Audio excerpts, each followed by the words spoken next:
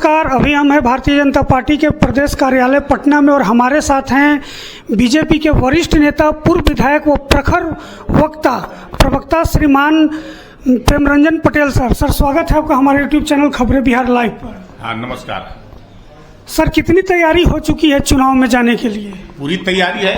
हम लोग तो सब दिन तैयार रहते हैं। हम लोग 5 बरस तैयार रहते हैं चुनाव के लिए, तो कहाँ जो ऐसे दिक्कत है। चुनाव तो जो है अपने समय पर, नियत पर होगा। पूरी तैयारी है। हम जो ऐसे कभी पीछे नहीं रहते हैं। चुनाव से भागने वाले हम लोग पार्टी नहीं है। हमारी राष्ट्रीय पार्टी है, दुनिया की सबसे ज्यादा सदस्यों वाली पार्टी है। हमारी लगभग 15-16 राज्यों में सरकारें हैं, केंद्र में सरकार है। हर राज्य में चुनाव का प्रति वर्ष होता रहता है। तो हम जो है चुनावी मूड में हर समय चुनावी मोड में हर समय हम रहते हैं, तो इसलिए पूरी तैयारी मेरी है। सर, पूरी तरह आप लोग आश्वस्त हैं कि इस बार फिर एनडीए की सरकार बनने वाली है? 110% एनडीए की सरकार। हम लोग तो लक्ष्य रखे हैं 225 का।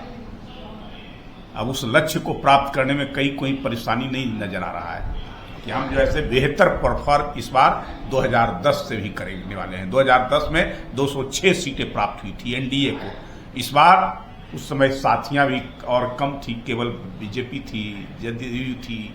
इस बार तो जो ऐसे और साथी है, एलजेपी है, मांझी जी हैं, उपेंद्र कुशवाहा हैं, तो अब कहाँ परेशानी है।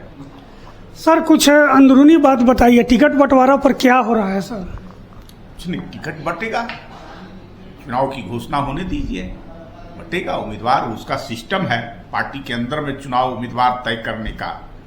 सब लोगों से पूछना, बात करना, उसके बाद चुनाव समिति जो प्रदेश की है, केंद्र की है, वो सब जो है मिलकर करके करते हैं। सर, बाहर ये चर्चा है कि चिराग पासवान हो गए, उपेंद्र कुशवाहा हो गए, मांझी जी हो गए, ये ज्यादा सीट के लिए दबाव बना रहे हैं। देखिए, कोई दबाव नहीं। हम लोग का अपने अपने रहते हैं लोगों के कि हम अधिक से अधिक सीट लड़ें, लेकिन सब लोगों का लक्ष्य क्या है?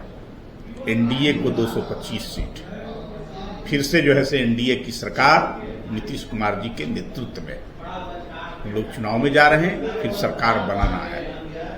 तो इस लक्ष्य के लिए सब लोग काम कर रहे हैं। सीट कोई मायने नहीं रखता है, और सीट का हम लोग जब बैठेंगे तो आपस में जो है बड़े आसानी से हो जाएंगे।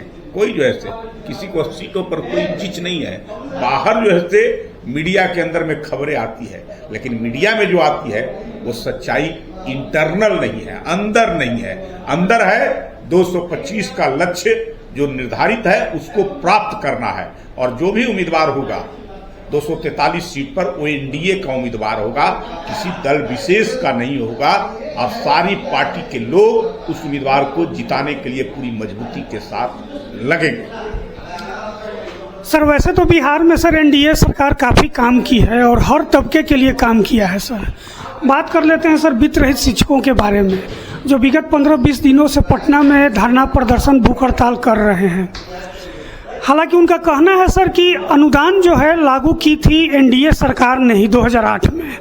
सर, उनकी उपेक्षा है, वे अपेक्षा कर रहे हैं सर आप लोग से ही कि पूर्ण वेतनमान भी लागू होगा। इस पर क्या कहना है सर? क्या यह संभव हो पाएगा? देखिए, जो वित्तरहित हैं संघर्ष कर रहे हैं लंबे समय से। उनके साथ जो है हमारी पार्टी, हमारी सरकार पूरी संवेदना के साथ है। उनके संघर्ष को बड़े ही नजदीक से जो है ग्रहण भी कर रही है, देख रही है और महसूस भी कर रही है।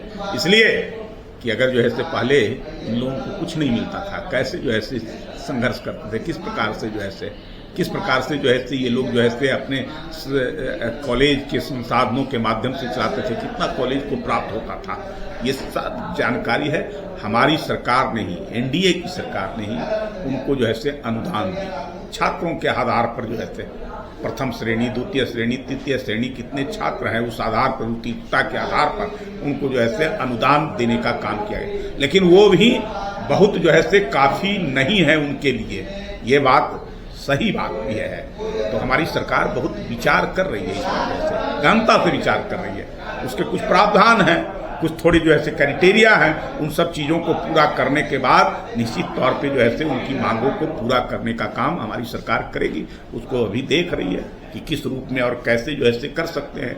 क्या क्या कठिनाइयां हैं, उन कठिनाइयों को कैसे दूर कर सकते हैं। एक बार तो तुरंत घोषणा नहीं हो जाता है, उसके लिए जो है बहुत सारी दौर से गुजरने पड़ते हैं। तो उन कठिनाइयों को दूर करने का काम सरकार कर रही है। सभी कॉलेजों से सरकार ने, शिक्षा विभाग ने उनसे जो है पूरी जानकारी मंगवाई है, उनको फॉर्म दिए गए हैं, फॉर्म भर करके उनसे जमा करने को कहा गया है। उसके आधार पर कितने दिनों से आपके कॉलेज की अफिलिएशन है, कितने छात्र जो ऐसे रहे हैं, या कितने अनुदान मिले हैं, अनुदान जो मिले हैं उन अनुदानों की स्थिति क्या रही है, कितने बट गए, कितने नहीं बटे, कितने जो है कार्यरत शिक्षक हैं, कितने कर्मचारी हैं, ऐसे सारी चीजों की जानकारी जो है प्राप्त करने का काम शिक्षा विभाग ने उनको किया है कॉलेजों के माध्यम से।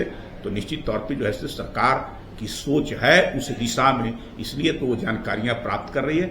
अगर वो सारी चीज हो जाएंगे और सब कुछ ठीक रहा तो उनकी मांग को अवश्य पूरा करने का काम हमारी सरकार करेगी। धन्यवाद सर।